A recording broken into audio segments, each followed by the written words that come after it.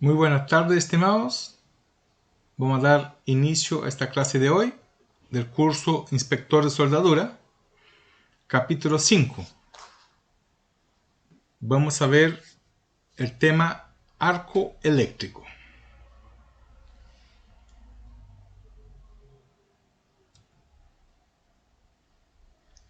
Primero, algunas definiciones sobre la física del arco eléctrico. Existen dos definiciones, ambas son correctas, según el punto de vista. La definición número 1. El arco eléctrico es una descarga de corriente en un medio gaseoso. A efectos prácticos, el arco en soldadura se puede considerar como un conductor gaseoso, en la cual se transforma la energía eléctrica en calor. Definición 2. El arco eléctrico es un circuito eléctrico casi cerrado o semicerrado también se conoce. Es decir, es un circuito eléctrico donde parte del circuito no se encuentra en estado sólido o líquido, sino que se trata de un plasma o gas ionizado. Podríamos decir que la primera definición es una definición formal, en tanto que la segunda sería una definición libre. Ambas son correctas. Ahí tenemos una imagen que nos muestra un arco eléctrico al acercar dos extremidades de un conductor con alto diferencia de potencial elevada, en la cual los electrones saltan por el aire. Tiene que ser por aire o un gas ionizado.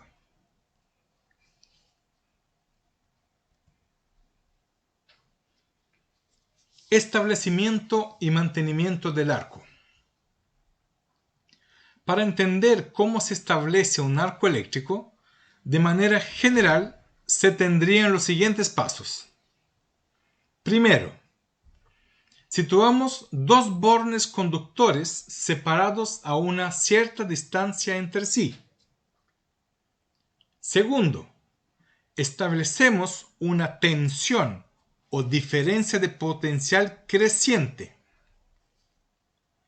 Uno de los bornes se carga negativamente, que es el cátodo, mientras que el otro se carga positivamente, que es el ánodo. Cuando la tensión aplicada alcanza un valor determinado, que se conoce como tensión umbral, los electrones acumulados en el cátodo son capaces de abandonar la superficie catódica y gracias a la tensión aplicada se aceleran hacia el ánodo, produciendo la chispa. En su traslación del cátodo al ánodo, los electrones interaccionan con los gases existentes, ionizándolos y transformando el medio gaseoso en un plasma conductor, lo que favorece que se pueda mantener la emisión de electrones y el flujo de corriente, es decir, el arco se estabiliza.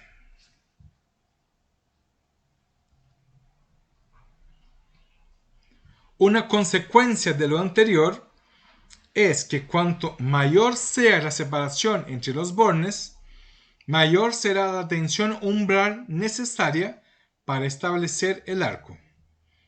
Del mismo modo, si partimos de dos bornes con una tensión aplicada constante y lo vamos acercando progresivamente, cuanto mayor sea la tensión aplicada, antes se establecerá el arco, es decir, se establecerá a una mayor distancia.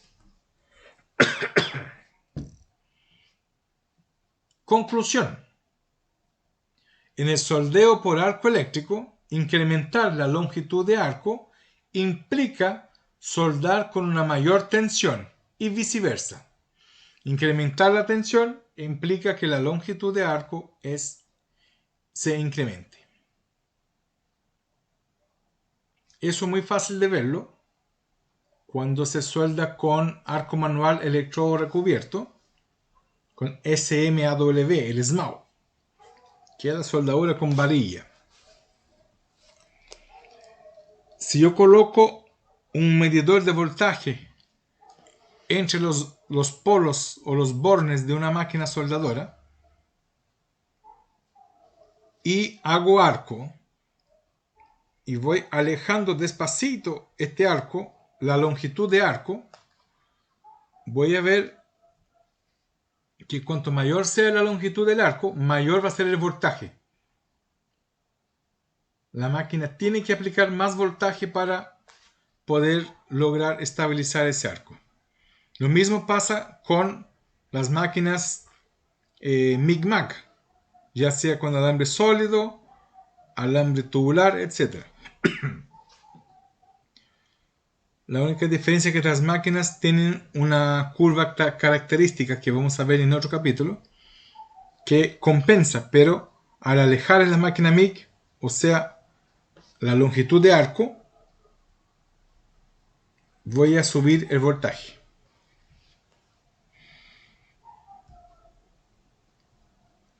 Propiedades del arco eléctrico. Entre las principales propiedades o características del arco eléctrico, conviene destacar las siguientes. Proporciona alta intensidad de calor. Dependiendo del proceso de soldeo y de la zona del arco, la temperatura puede variar en 3000 y 30.000 grados Celsius. La densidad de energía varía entre 10 elevado a 4 watts por centímetro cuadrado en el proceso de electrodo revestido hasta 10 elevado a 6 watts por centímetro cuadrado en el proceso de soldeo por plasma. En el proceso semiautomático, la densidad de energía es aproximadamente 10 elevado a 5 watts por centímetro cuadrado. Y la densidad de corriente es mayor a 100 amperes por milímetro cuadrado.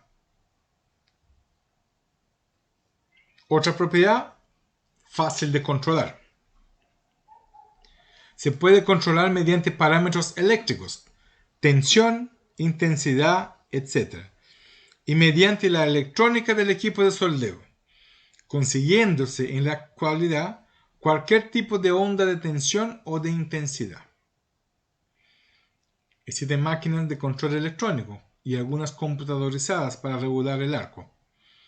Máquinas de alta frecuencia, máquinas de ondas pulsadas, ondas sinusoidales, ondas cuadradas, etc.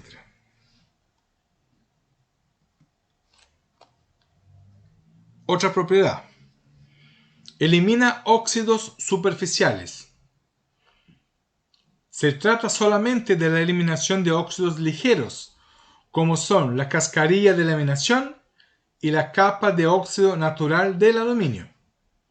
Porque erróneamente se interpreta mal este argumento, llegando a creer que el arco elimina la herrumbre de un acero oxidado, lo cual no es más que una fusión del óxido, cuya mezcla con el metal depositado producirá imperfecciones y fragilidad en la unión. La inclusión de óxidos en el metal produce la disminución de la resiliencia y del límite elástico. Ojo con eso, cuando se solda con TIC, aluminio, el aluminio tiene una capa natural de duralúmina que se llama, que es una especie de cerámica que se forma en el aluminio. Y cuando yo trato de hacer el arco, no fluye porque actúa como un aislante. Entonces la manera de soldar con aluminio en TIC es utilizar corriente alterna, no corriente continua. Porque en la alterna va a ir del electrodo al material en una fase de la onda.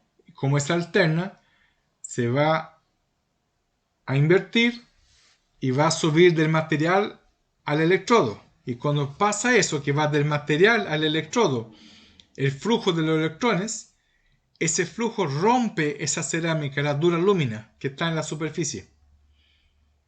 Entonces, al romper, yo puedo en el siguiente ciclo soldar. Y eso te va a hacer 65 veces por segundo.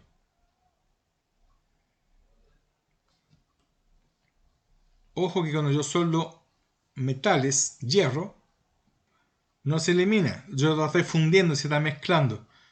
Y eso genera defectos. Y defectos graves en la soldadura.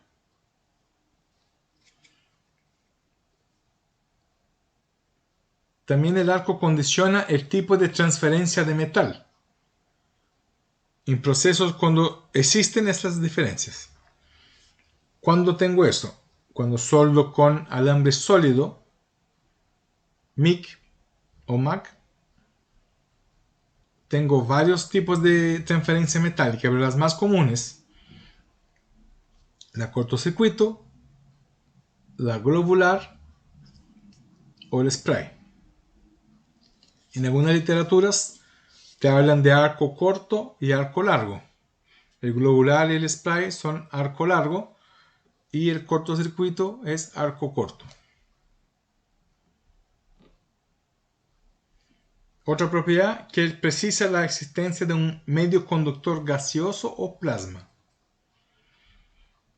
¿Por qué se utiliza argón o helio? Porque son gases que fácilmente se ionizan. El helio sobre todo.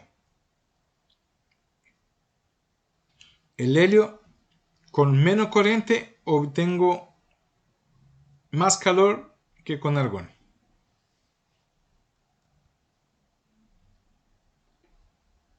Bueno, en los arcos eléctricos en la soldadura conviene distinguir dos tipos de arcos eléctricos, ya que el comportamiento difiere entre ellos.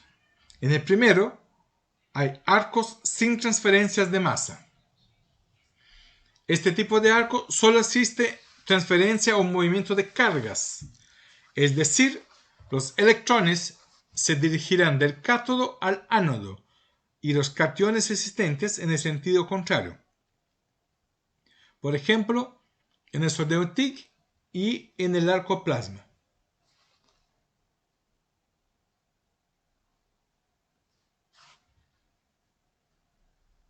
Arcos con transferencia de masa.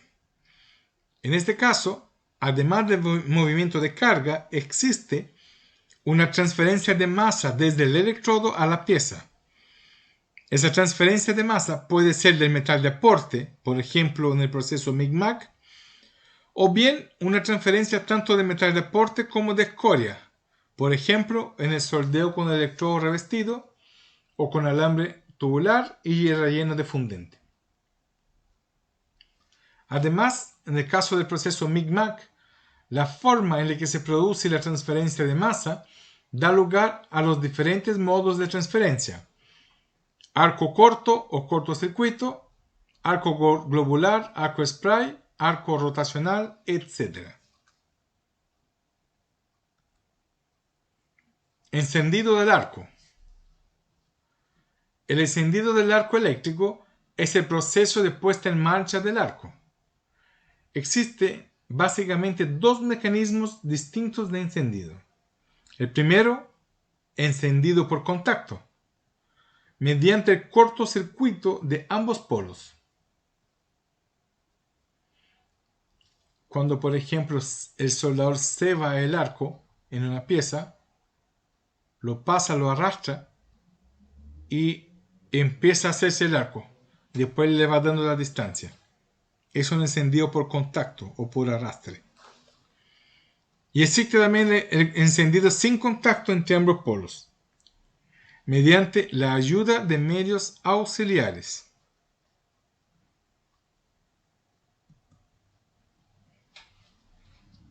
En el encendido por contacto. El encendido por contacto consiste en generar una serie de cortocircuitos entre el electrodo y el metal base, de manera que se produzca un calentamiento de los mismos y se favorezca la emisión electrónica del cátodo. Al separar ligeramente el electrodo, se produce la emisión electrónica y la ionización del medio, estableciéndose el arco.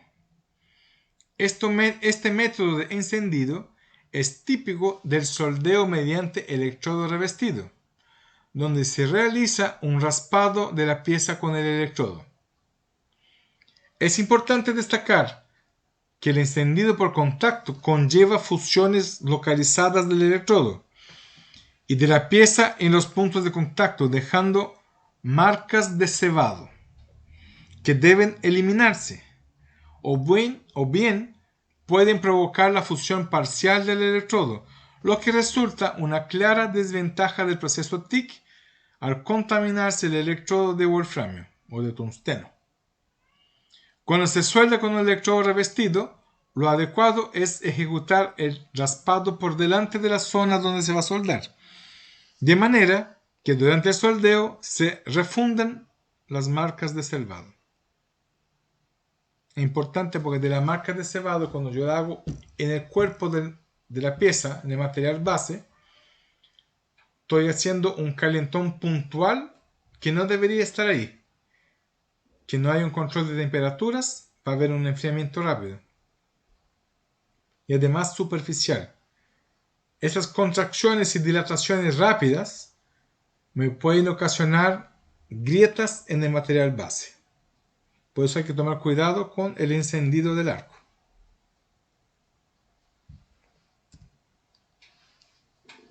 El encendido sin contacto consiste en utilizar impulsos de alta tensión para producir una chispa que preioniza el trecho entre los polos. Este arco se enciende a una distancia de 2 a 3 milímetros de separación. El encendido sin contacto es muy útil en el proceso de soldeo TIC para evitar la contaminación del electrodo de wolframio. El soldeo TIC con corriente alterna es imprescindible el encendido por impulsos de alta frecuencia, con alta tensión para mantener el arco estable. Acá tengo el encendido sin contacto, en la cual se origina un pic de corriente de alta tensión y después baja la corriente. Es solamente para encender el arco, después lo baja.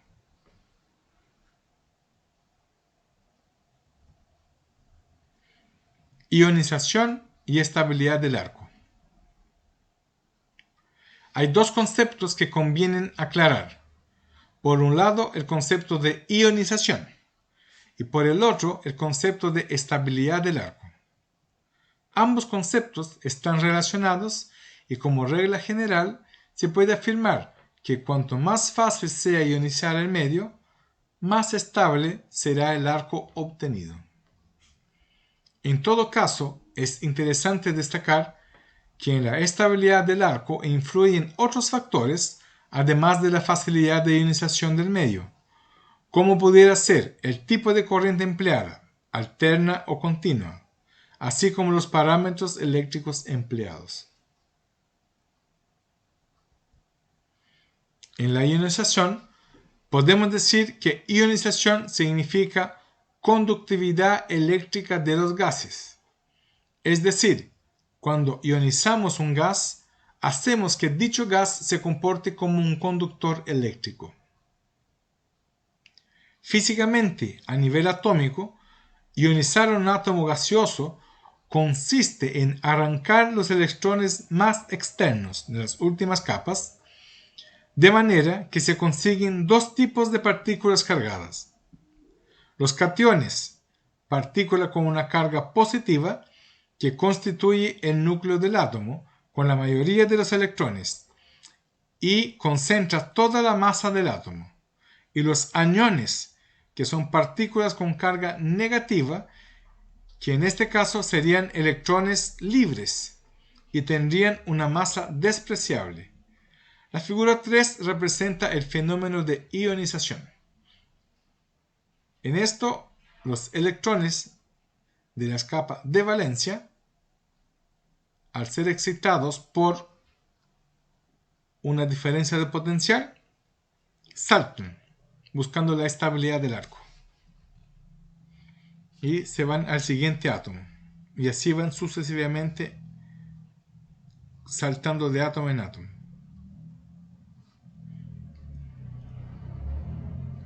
En un medio, el grado de ionización de un gas se puede expresar en porcentaje de átomos ionizados respecto al total. Una ionización completa significa que todos los átomos están disociados en iones y electrones.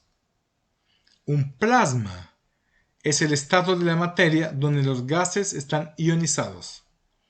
La columna de plasma es la parte central del arco eléctrico, donde existe un flujo de partículas eléctricas.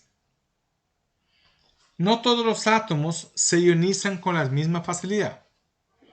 La energía de ionización es la energía necesaria para ionizar un átomo y depende de cada tipo de átomo.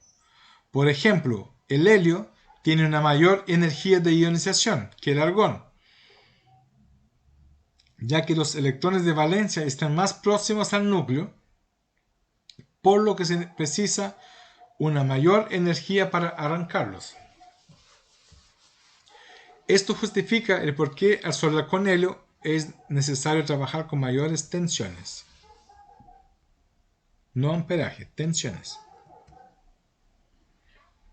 Existen distintos mecanismos de ionización del medio, de los cuales al menos dos presentan una importancia crucial en el proceso de soldeo. El primero, ionización por impacto. El segundo, ionización por disociación, por ejemplo, en los sales y en los óxidos.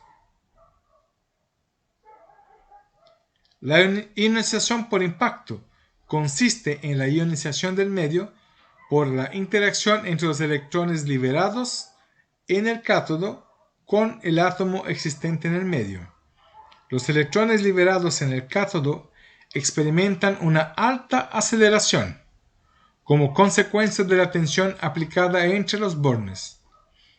Con este impulso, los electrones impactan contra las moléculas del gas presente en su trayectoria, provocando la disociación de sus moléculas en átomos y posterior ionización de los átomos individuales, dando lugar a la aparición de, primero, nuevos electrones que se incorporan al flujo eléctrico y continúan impactando con otras partículas, generando sucesivamente más cargas positivas y negativas.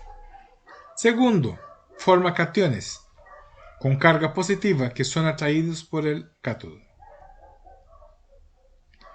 De esta manera, el número de iones y de electrones se incrementa hasta establecer un flujo permanente, formando un arco eléctrico entre ambos polos, en el que existe un flujo de partículas en ambas direcciones.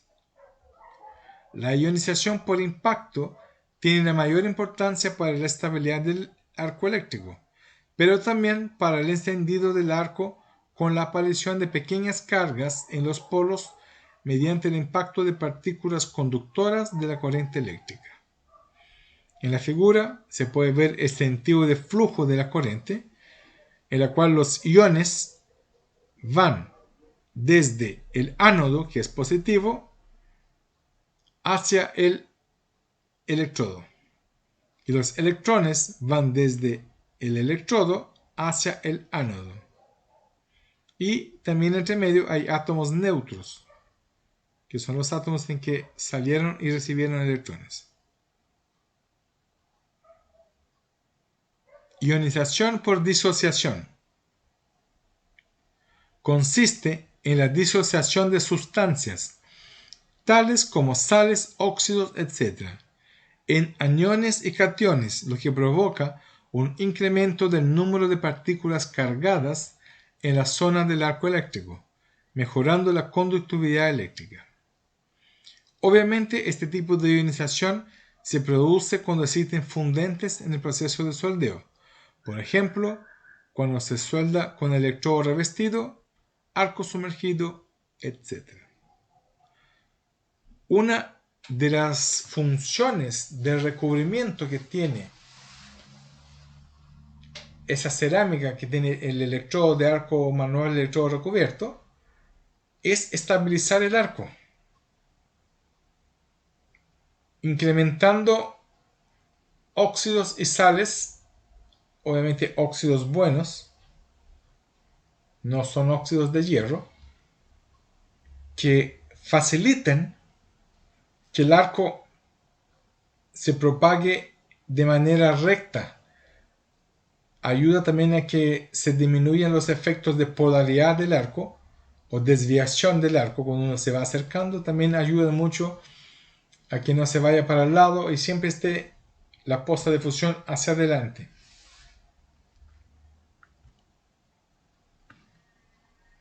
La estabilidad del arco eléctrico depende de la existencia de un medio ionizado. Cuanto más fácil sea ionizar el medio existente, más sencillo será establecer y además estabilizar el arco eléctrico. Veamos los factores que afectan, por lo tanto, la capacidad de ionización del medio. El medio. Sin lugar a dudas, el factor determinante será el medio que se desea ionizar.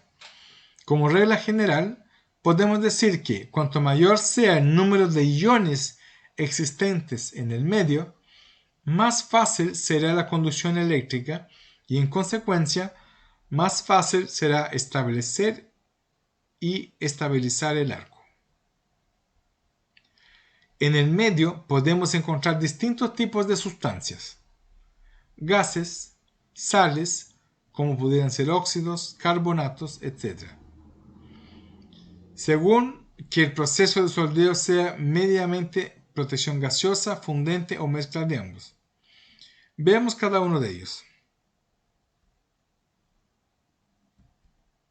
Medios gaseosos. Se pueden distinguir dos tipos de gases: monoatómicos, que serían los gases nobles, argón y helio; moleculares, como es el caso del CO2, O2, H2, etc. O sea, dióxido de carbono, el CO2, oxígeno, el O2, hidrógeno, el H2. Cuando el gas es molecular, se precisa un mayor aporte de energía, ya que primeramente es necesario disociar la molécula en sus átomos, energía de disociación, y posteriormente ionizarlos. Por ejemplo, el hidrógeno seguiría la siguiente secuencia: H2 se transforma en 2H, porque se separan, y el 2H libera dos electrones. Entonces tengo dos átomos que tienen electrones que se fueron, o sea, están cargados positivamente. Medio con presencia de fundente. Los fundentes incorporan sales, óxidos y carbonatos. Estos se pueden disociar dando lugar a la formación de aniones y cationes, que contribuyen a mejorar la conductividad eléctrica del medio. Por ejemplo, las sales de óxido de titanio o rutilo, TiO2, se disocian con gran facilidad. Por ello, los electrodos revestidos de rutilo son muy estables y de fácil encendido, incluso cuando se sueldan con corriente alterna. El cátodo o emisor de electrones. El segundo factor en importancia para garantizar la estabilidad del arco sería la capacidad del cátodo para emitir electrones. En ausencia de campo eléctrico, los electrones se ubican en toda la masa, existiendo una mayor concentración en la superficie. La concentración electrónica no es uniforme, sino que los electrones tienden a acumularse en las aristas o puntas existentes en la superficie. Cuando se aplica un campo eléctrico, Los electrones son atraídos por el ánodo pudiendo abandonar la superficie del cátodo. Para ello, se requiere una determinada energía. Esta energía se expresa en electrones volt, siendo un electrón voltio la energía de un electrón que es acelerado en el vacío con la tensión de 1 voltio. O sea, 1,6 por 10 elevado a menos 19 joules o joules. La energía de emisión es una propiedad específica de los materiales y por esta razón es diferente para cada metal. Los óxidos metálicos tienen generalmente más baja emisividad que los metales puros. Por eso es que se interrumpe el arco eléctrico en las superficies metálicas oxidadas. La tabla 1 muestra la energía de emisión para algunos metales. Ahí tenemos el hierro, tiene 4.79 electronvolt. El cobre tiene un poquito más, 4.82. El aluminio 3.95. El bario 2.29.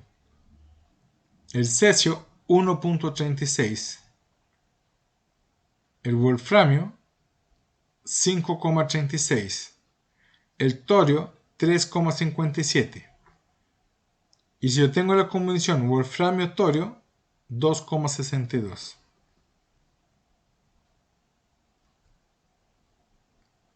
En general, la energía de emisión disminuye con la temperatura. Esto hace que el número de electrones emitidos se incremente en proporción a la temperatura. Este fenómeno se conoce como termoemisión o poder termoiónico. En algunos metales como el wolframio se presenta un efecto destacado.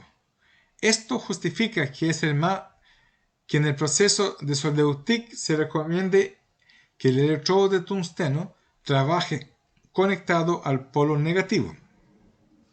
Además, la alta temperatura de función del tungsteno, entre 3000 y 4000 grados Celsius, en función de los aireantes existentes, permite aprovechar este efecto en mayor medida. O sea, al tener un elevado grado o punto de fusión, este electrodo se puede poner al rojo, absorber el impacto, cuando el flujo de corriente es del material base al electrodo. Entonces yo caliento mucho el electrodo y poco el material base. Por eso que la TIC se utiliza para soldar planchitas de 1 milímetro, 1,5 milímetros, sin deformarlo.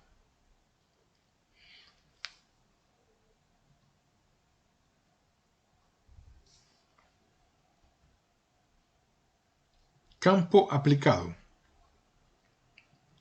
El número de iones y electrones generados en el cátodo depende directamente de la magnitud del campo eléctrico, que a su vez está en relación a la tensión del campo eléctrico. Los electrones libres son acelerados por el campo eléctrico y su energía cinética es directamente proporcional a la tensión eléctrica aplicada. O sea, cuanto mayor sea el voltaje, mayor va a ser la velocidad, la aceleración de ese átomo y mayor va a ser el calor aportado. Cuando los electrones abandonan el cátodo, permiten que otros electrones se sitúen sobre la superficie y los reemplacen. De lo contrario, se produciría una descompensación por la carga positiva del cátodo, lo que se traduciría en un efecto de freno a la emisión. Esto se corrige mediante el suministro continuo de corriente eléctrica desde un generador o desde la red. Curva característica del arco. La curva característica del arco eléctrico nos proporciona la relación entre la tensión y la intensidad existente en el arco eléctrico. Esta curva presenta una gráfica como la representada en la figura 5. La primera zona, que es una curva, es la zona de Ayrton, en la cual no hay una linealidad del arco. Después entramos en la zona de la ley de Ohm, en la cual se mantiene una pendiente, una línea recta.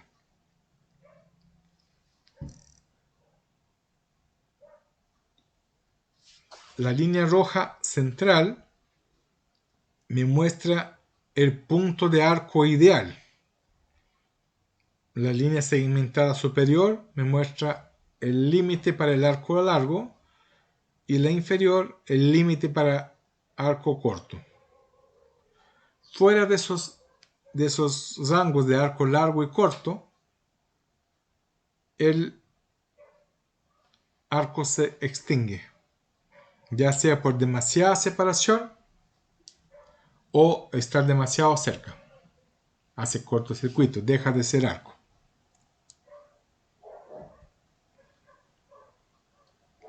Como puede apreciarse en la figura 5, se distinguen dos zonas en la curva característica del arco en relación a la variación de la tensión, la letra U, y la intensidad de la corriente, la letra I, con respecto a la resistencia del arco, letra R. La zona de Ayrton es la zona, en esta zona se produce cuando se trabajan con intensidades muy bajas, inferiores a los 15 amperes. En estas condiciones, la tensión se incrementa conforme se reduce la intensidad. La zona de Ayrton no se usa para los procesos de soldadura comunes. Solo se encuentra aplicación en procesos de soldeo de microplasma, donde es posible mantener un arco muy estable con una baja corriente de soldeo, siendo los valores entre 1 y 10 amperes. La zona de cumplimiento de la ley de Ohm. En esta zona se cumple la ley de Ohm, en la cual R es igual a U dividido por I, o sea, voltaje dividido por amperaje. Es decir, existe una relación lineal entre la tensión y la intensidad del arco. Esta es la zona en la que se desarrollan todos los arcos que se emplean en el soldeo, a excepción del soldeo por microplasma. La constante de proporcionalidad entre la tensión y la intensidad es la resistencia del arco. Como la resistencia del arco es proporcional a la longitud del arco, modificando dicha longitud se modifica la resistencia y consecuentemente la curva característica del arco. De este modo se puede definir dos curvas límites que se corresponden con la mayor longitud de arco que puede mantenerse, arco largo, y con la menor longitud de arco, arco corto. El arco eléctrico solamente existe entre los límites del arco largo y el arco corto. Cuando los parámetros no son adecuados, por encima del arco largo no es posible mantener el arco encendido. Físicamente, el electrodo está muy alejado del metal base. Por debajo del arco corto, el electrodo está demasiado cerca, pegándose en el metal base. Entonces el arco se extingue formándose un cortocircuito.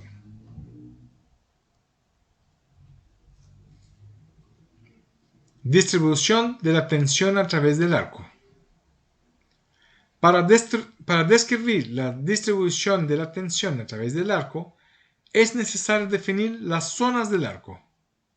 Primero, el ánodo, que es el polo positivo, el cátodo, que es el polo negativo, la columna de plasma, que es el espacio comprendido entre ambos polos, donde se presenta la transferencia de electrones, iones y partículas de metal.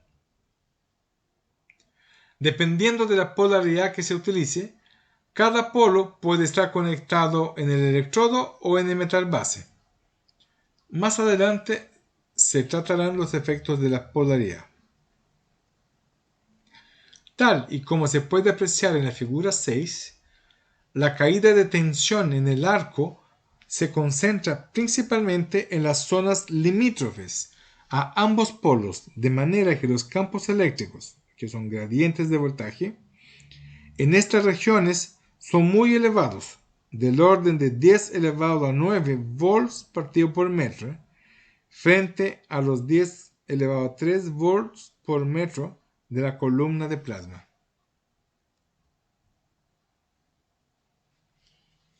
Acá se tiene los dos terminales o los dos bornes, el ánodo y el cátodo, que están separados por una distancia L.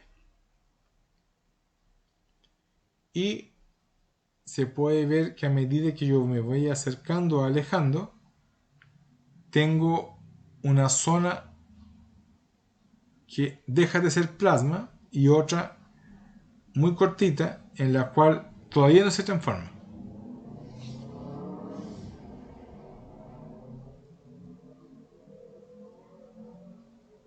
Fenómenos catódicos. Se conoce como fenómenos catódicos a los fenómenos físicos que se producen en el arco eléctrico. Primero, en la emisión de los electrones.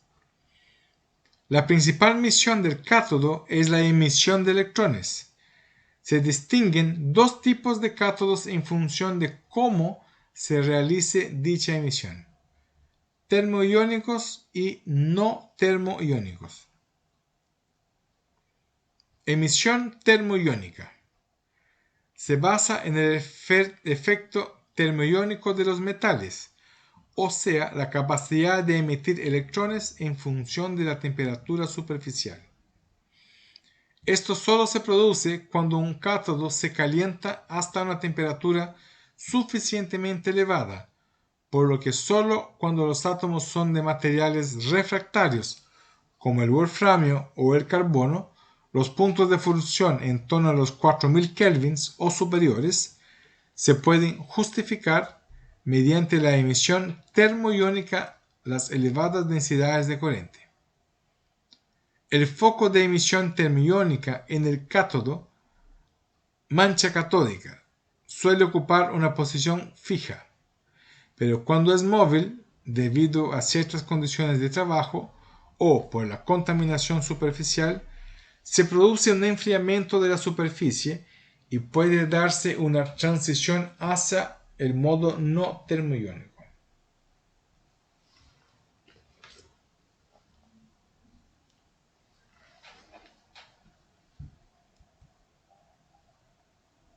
Efecto decapante. Los electrones, al abandonar la superficie del metal, son capaces de arrancar físicamente óxidos y sustancias extrañas de la superficie del cátodo, por lo que el cátodo sufre un efecto decapante. Este resulta imprescindible en el soldeo de materiales que presentan capas refractarias, tal como el caso del aluminio, donde se precisa que, al menos en parte del ciclo de soldeo, el material base actúe como cátodo, o sea, polo negativo. Bajo algunas circunstancias, particularmente con altas corrientes y focos de emisión en lento movimiento, se han detectado chorros de partículas alejándose del foco catódico y también del anódico. En general, puede haber 4 posibles orígenes de chorros anódicos. Primero, ebullición del material del electrodo, el cadmio, el zinc, el cobre, etc. El chorro puede arrastrar fragmentos de material fundido que han sido arrancados por la explosión de gas dentro del electrodo. Segundo, vaporización de capas superficiales de metal, óxidos u otras impurezas debido a la interacción de las partículas cargadas con la superficie. Tercero, Reacción química con generación de gas, particularmente la oxidación del carbono en aceros, para dar CO y CO2. Cuarto, flujo de gas en la columna de plasma. En algunos aspectos, la región anódica del arco es similar a la región catódica. Por ejemplo, hay una región de contracción entre la columna de cada electrodo.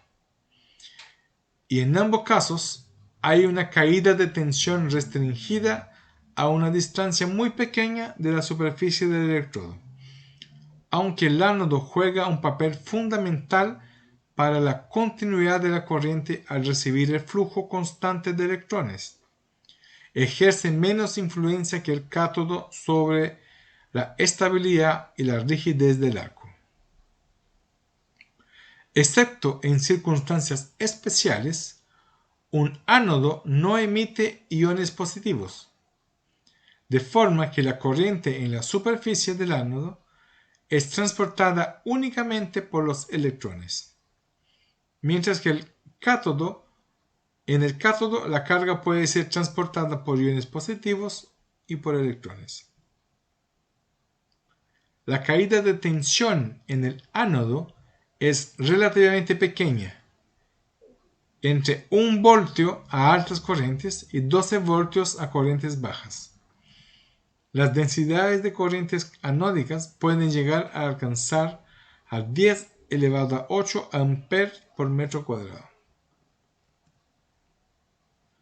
Además de la energía aportada por el choque de los electrones sobre la superficie del ánodo, puede existir ciertas aportaciones por causa de la colisión de átomos neutros o excitados sobre la superficie, y también por la recombinación de moléculas de gas disociadas.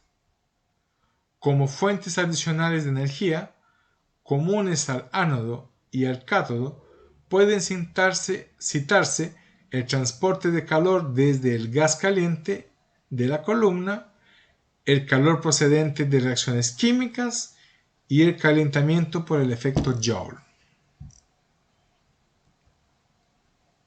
Las pérdidas de energía desde el ánodo se pueden separar en: primero, la vaporización de átomos de metal.